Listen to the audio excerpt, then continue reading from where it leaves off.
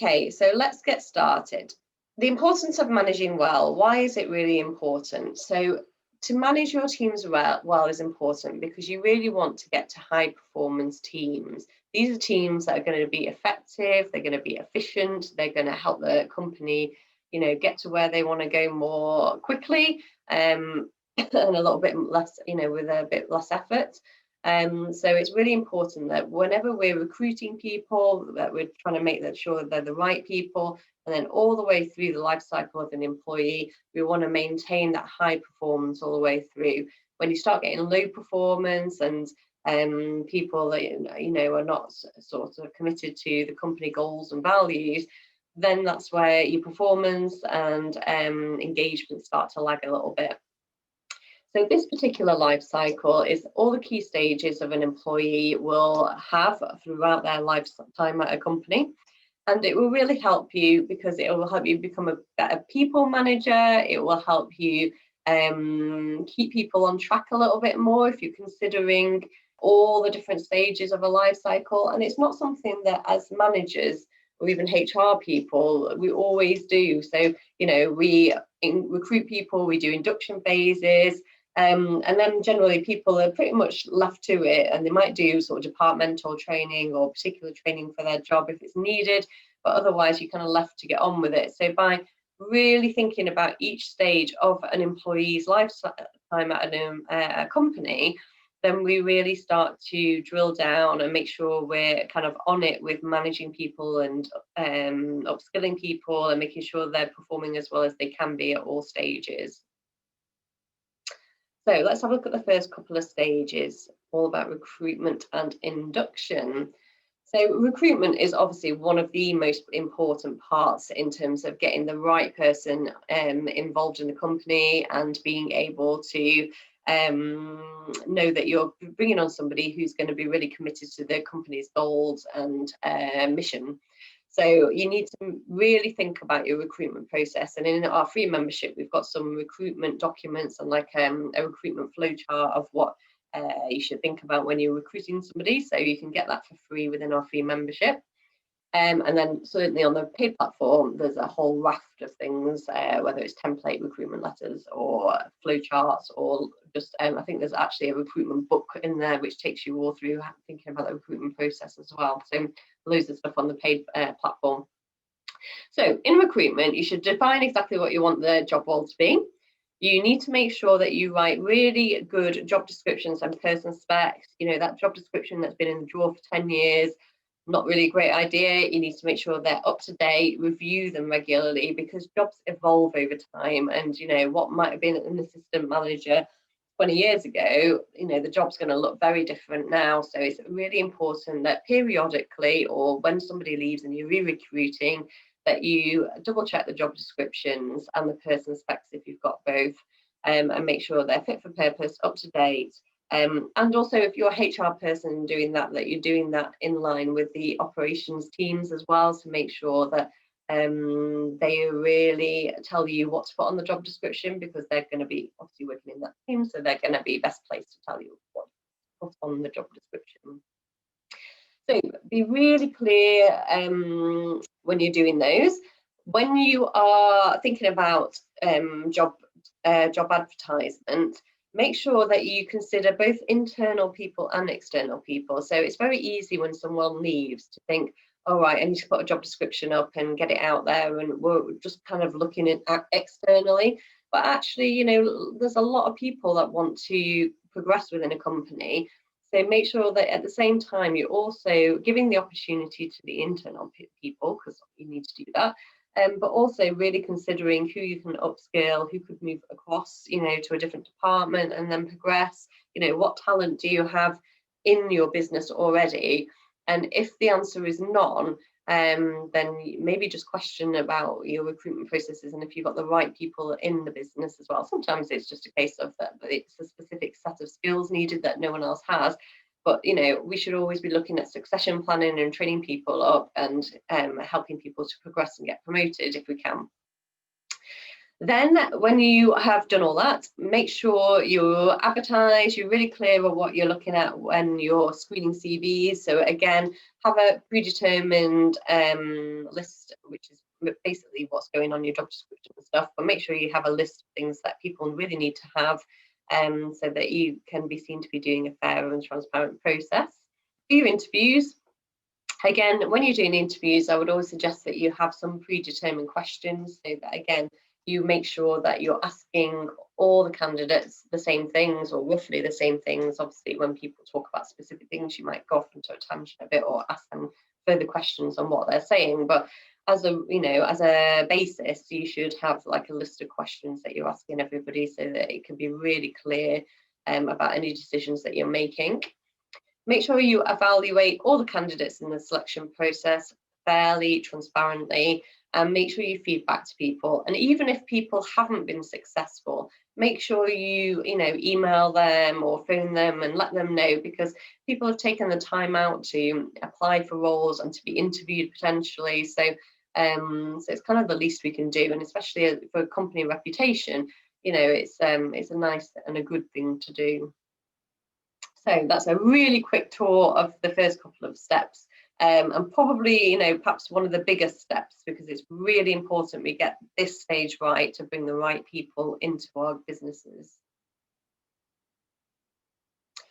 When we go on to induction, so some of the things that you need to think about, I've listed out here for you. So make sure you communicate with new starters. So make sure that before they start, they've been told of anything they need to bring on the first day. They've been, they know what to expect maybe for the first few days. It's quite scary sometimes joining a new company, particularly for those that have perhaps, been working at a company for a really long time and then moved. So make sure you think about what you can do to make that process a little bit easier.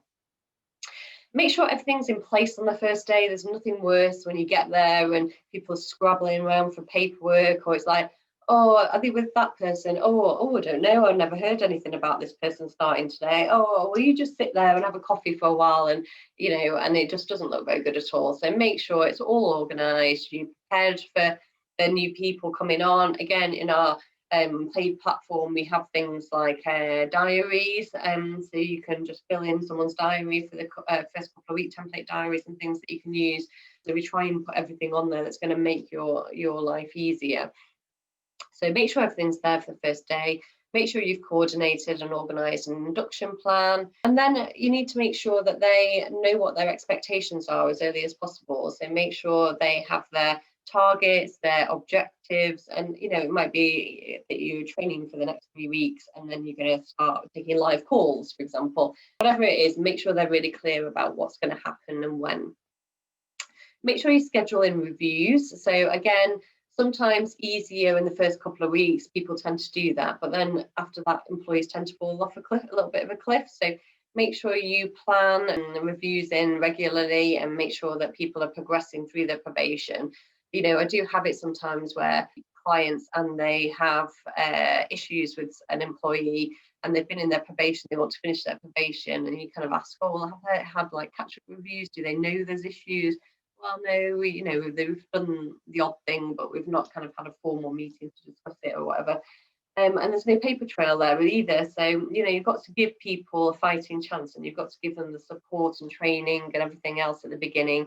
And then if they're not doing as well as you would hope, then make sure you're having meetings and you're minuting it and all that kind of stuff so that you can take it forward. Plan reviews and one-to-ones, and then monitor the progress so there's no surprises. So again, like I just said, we do have it sometimes where people will sit there and say they want to get rid of somebody, but then they've got nothing in writing, or not being able to demonstrate that actually they've had conversations with that employee to talk about their performance issues and giving them the support and training to get better. And again, they're not mind readers, so you need to let them know that kind of thing. So next up is appraisals and business process. So in the appraisal section, again, this is really important, and it might not always be called appraisals. People have got all sorts of different names and ways of doing it, but essentially that kind of feedback forum or that feedback mechanism you kind of need to have in place.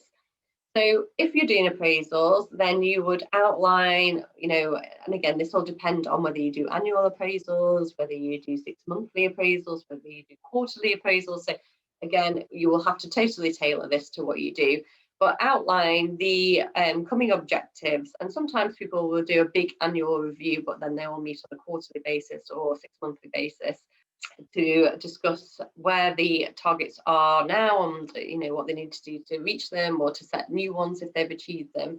And what you should never do is end up with a yearly appraisal where you've saved up all these whole host of issues that the employee hasn't done, and then you're kind of going through something that happened 6 months ago at an appraisal. So again, there shouldn't be any surprises. You should be having those continuous talks with your staff to make sure that they're doing everything right.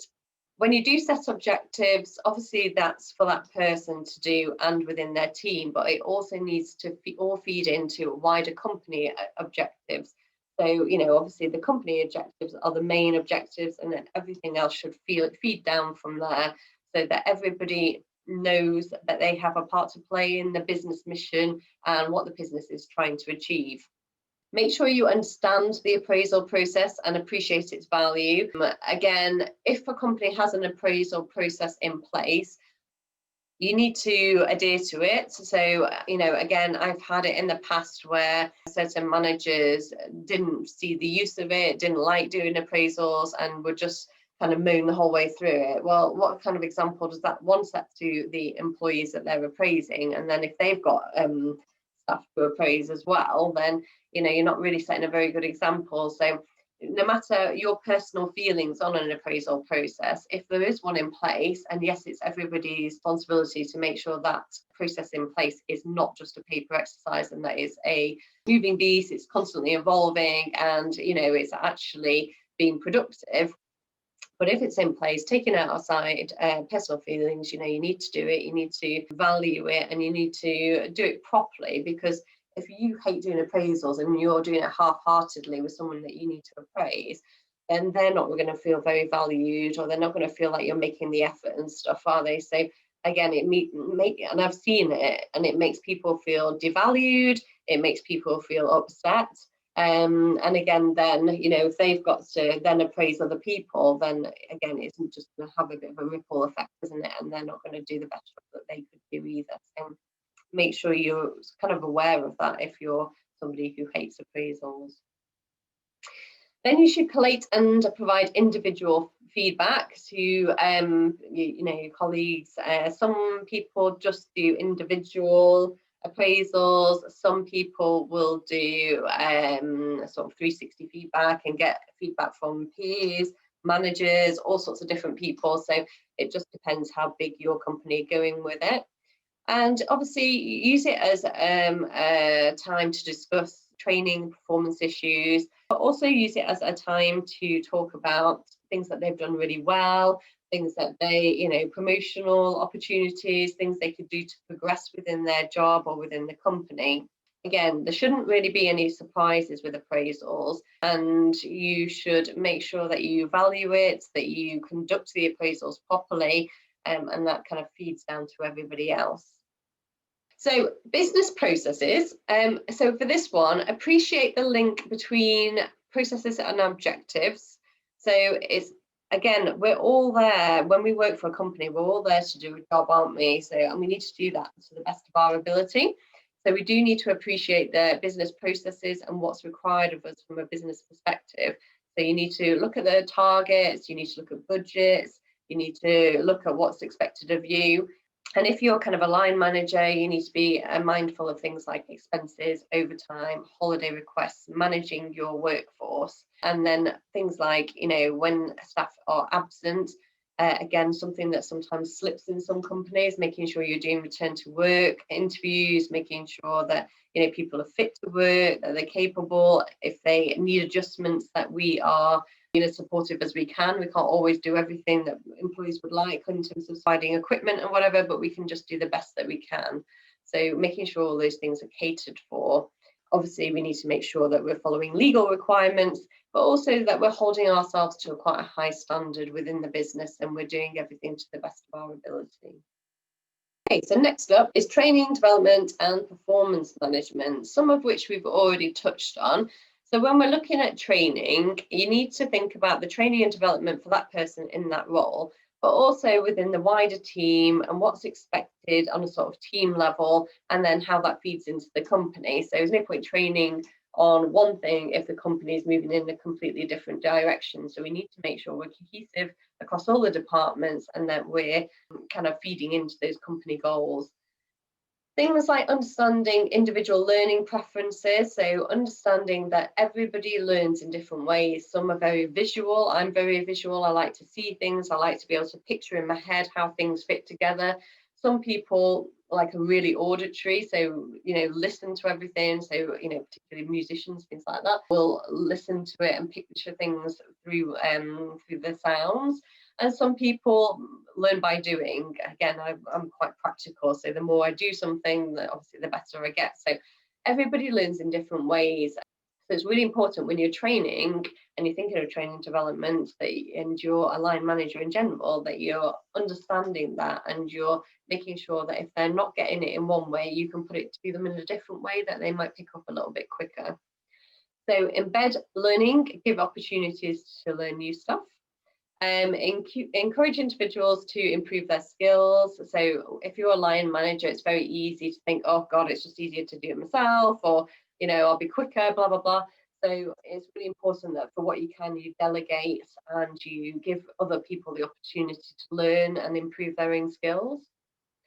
Become a mentor. So it's a fine line, especially if you're a line manager, because you're generally pretty busy with your own work. But you really need to mentor and nurture your staff, and actually you'll get a lot of reward out of that. When you see other people succeed, it's really, really fulfilling. So make sure that you're mentoring, make sure that you're coaching where appropriate, and that you try and let them come to their own answers and decisions, and you just try and guide them where you can. And support individual learning and offer support where you can in terms of company support. So it might be like for us HR people, getting support to do your CIPD or some of your HR courses and exams. Obviously with accounting, you do AAT and loads of other things. So where we can, try and support that. Moving on to performance management. You need to make sure, obviously, it's a common sense that we want high performance teams that are going to help, make the company fly. So in terms of performance, make sure you're holding regular meetings with your staff. Any small issues, make sure you're addressing them straight away. You're not leaving things to fester and build up. Make sure that you provide really good feedback to those that you work with.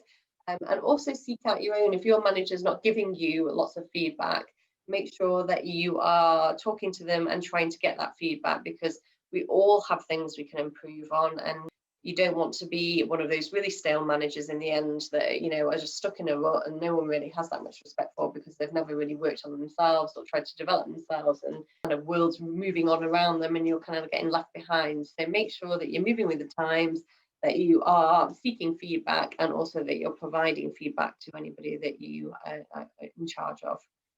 Make sure that you're addressing more serious performance issues. So when people are not performing, it's not just that person that's not performing, it also affects the team around them. It also, and then a department, company, there's a ripple effect again to that.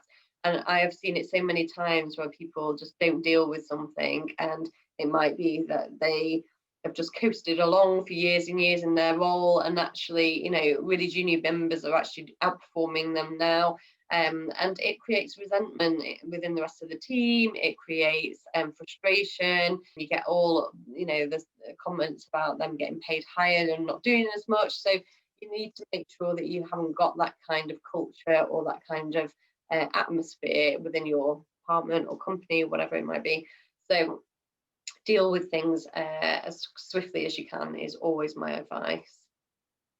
Make sure you deal with any formal procedures such as disciplinaries, kind of links into that a little bit. Make sure you're motivating those around you. So, especially in tricky times like this year's been, do what you can to keep people's spirits up, to motivate them, to engage them. And the more people feel like that you're doing for them, or the more people feel like you care, the more they're going to do for you. So, you know, the more they will stay behind after work, you know, or later to get a job done if that's really urgent, all those kind of things that you really want people to do. You know, they're much more likely to do it if they feel like the manager and the company cares about them and is really grateful for them doing that and all that sort of stuff. So make sure, you know, if you want a really high performance team, then those things are really important. Learn about who you work with, and again, you know, that's some people just like to keep themselves to themselves, and that's fine, but try and understand your team and their strengths and weaknesses, because again, you'll get the best out of them by doing that. Liaise with peers, senior management and HR when necessary. So as a line manager, it's really important that you have really good relationships across the business and you're not just siloed in your own department, because you need those other people and you need their support. It ties into the last one, which is about managing relationships and facilitating conflict resolution. So we should all do our best to resolve any dramas or any, you know, sort of conflicts or frustrations as quickly as possible. Okay, talent management and moving on. So the last couple of sections. Now, this one is all about encouraging people to take responsibility for their own learning. So it's not just about an employee saying, well, what's the company going to provide to me? You know, what courses can I do? Whatever. It's also about the individuals taking responsibility for their own learning. So being proactive about it, you know, getting to know what career plans or aspirations they have. You know, is there anything then that we can support them on internally or externally to try and achieve that? Have open conversations. And again, that can happen at appraisals, but should also happen at other times in the year. It shouldn't all be saved up for the appraisals. And also make sure that, you know, when promotions come up, that you look at your team, or when job vacancies come up, should I say, that you look at your team and see if there is anybody suitable or anybody that can be trained up, because people need that. People want to know that their manager's thinking of them, don't they? So they want to know that you know, that they potentially have got that whatever it is to be able to move up. So make sure you know who your top performers are, and make sure that you encourage everybody to continue developing and to be able to move up. Okay, and finally, moving on and leaving, understanding that everybody, you know, has the right to leave a company, and it's not always personal, because, you know, managers, or, you know, not just managers, but other people in the business can take it incredibly personally when somebody says that they want to leave. And it might be for a whole host of reasons. It could be personal, it could be that the opportunities aren't there within the company. And yeah, you know, it might be that they're not having a very good time at the company, or they don't like the manager, or there might be something else going on. But actually, it's not always about the company, it's about the individual and their desires and things. So we have to respect people's wishes to move on sometimes. But it's really important when someone does leave that we understand why they're leaving, and that might be in an exit interview questionnaire, both, or, you know, whatever your company does. It's really important to understand why people leave, because it gives us a really good indication of whether there's a problem within the company, or whether it's just a personal desire and they've got other aspirations and it's not actually nothing to do with the company. So make sure you understand, you know, where it is, and obviously if they do have concerns and it is because of something that's been happening within the company, then, you know, that we deal with it, and you know, we investigate it if we need to, but also looking at trends. So if you've got a big turnover and they're all leaving because of one particular thing, then you know you need to deal with that. So that was quite a lot in a short space of time. So I hope you enjoyed that. It'll be on replay within the free membership, so you can have a look at that. And as by magic, there's a slide on the free membership. So we do have our paid platform, which is £57 a month. But if you want to just check us out a little bit more and see what's on offer, then you can look at our free membership, where you can sign up on our main website. You'll see free membership in the navigation bar, and you have access to a variety of different resources that we sort of change periodically. You will have access to all of our Lunchtime Learn replays, so they're all accessible in one place, which makes it easier. We have also put one full masterclass in there, so you get a real feel for masterclasses, what they're all about, and you can work your way through it. And there's quiz, certificates, and everything at the end, so you can have a look at that. And as part of the free membership, and if you're on our email list, you'll be the first to know about any offers, events, and you might even get a little discount or two along the way. So definitely worth checking out.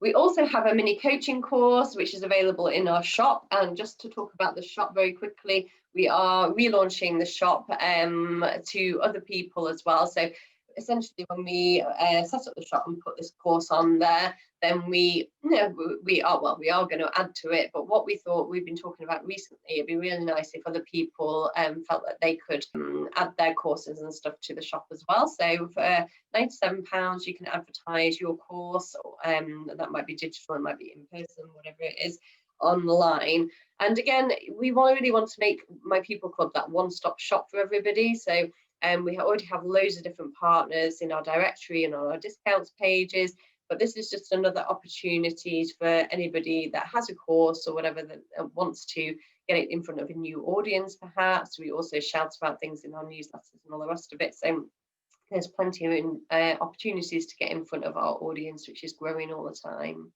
So if you are interested in that, drop us an email and we'll come to that shortly. So you can contact us at hello@mypeopleclub.com.